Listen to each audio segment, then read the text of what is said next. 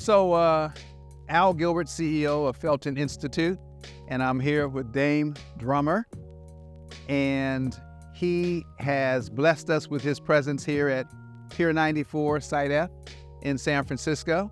In itself, an interesting community that we're going to take a look at. But Dame has done some really incredible work, and I want to explore a little bit more about the work that you've done. Would you like to do a little introduction? Sure. My name is Dame Drummer from Cleveland, Ohio. I've been living in Oakland, California for the past 11 years. So the town, the town is my town now, is my home. As you can see, I got the oak tree on my hand, man, so, Oakland has been really, really good to me. I think the scope of my work is I make unapologetic Black content with every intent to just uplift the people, man, and give us not hope, but just encouragement, you know what I'm saying? Because I think that when we get encouraged and we get elevated and inspired and radiated, we don't need hope because we got everything we need. We just need that, we need some fuel in the tank. My latest project and endeavor has been Black Daddy the movie, and I made that film because I was going through a time in my life where I could not see what the next day looked like and didn't feel like it even mattered to me. But the brothers around me who are also fathers lifted me up in a way where after I was able to come through that and start to heal, I said, man, I never seen brothers like you on film, on screen, on any kind of medium. Because the reality is mass media, they don't show us in that light. We either the comedic relief, a hyper violent man, or just, just not present, So when I came through that, being the media person I am, content creator, I said, I am going to set the record straight, for the world to see my brothers in the correct light. And so that's where Black Daddy the movie came from.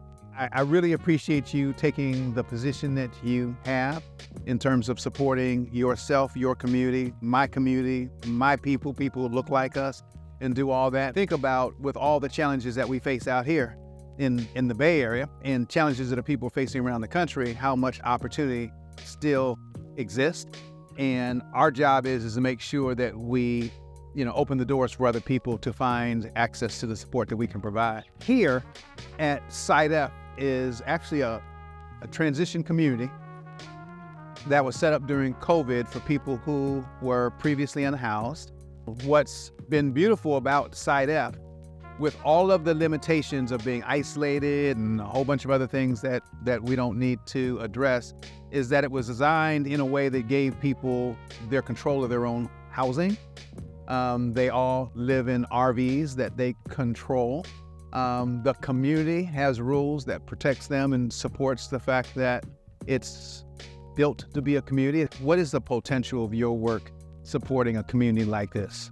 I think that what I can bring are stories of success of people who may have shared experiences, similar experiences, and the toolkits that they use to actually catapult themselves forward out of their situations. Because I don't think that because a person is unhoused that they don't have ambition, that they don't have goals and dreams, But one thing's for sure, two things for certain: when you don't have a place to lay your head, that's not your first priority anymore. You know what I mean? So I think that bringing shared experiences from people who are just like them, from the same community, is one of those things that I think that we need to continue to share throughout our communities. How do you do what you do? Basketball, music, social services? I mean, oddly enough, while we're on the subject, I tell people a lot, everything that I do in life is I apply basketball to it. Okay. Everything that I do. My leadership, I was a team captain in college, you know what I'm saying? The ability to know other people's strength. I'm not gonna ask you to be the point guard if you can't dribble. But that work ethic is something that continues to drive me now. And then the self-confidence that you get from sports. And from figuring out a way to find those solutions when you're competing against other people who are also trying to find their way. What inspires me is having other people who have their own commitment to the work and really want better outcomes for the people in our community. And so it's pretty exciting for me to be introduced to you in this space and understand the commitment that you have. And I'm really looking forward to what Felton and you're going to be able to do together. You know, people, regardless of their situation, they just want to be seen. You know, they want to be seen, they want to be heard, they have things to say, but oftentimes, because they're in the situation that they're in, no one wants to look at them. I think that being seen is important. Everyone in this community, I know for sure, they just want to be seen, they want to be heard. You know, regardless of their situation, I know that there are people who do not want to see them, who do not want to hear what they have to say, you know. But I think that that is what our community needs. We need to see each other no matter where we are, because we're all on a journey. Well, you couldn't have said it better. So I think it's time for me to go out and show you some of the people in this community and introduce you to some of even the staff that work for Felton in this community, because they're incredible too. But you're right. There are some really special people who live here, and let's go out and meet some of those. Let's do it.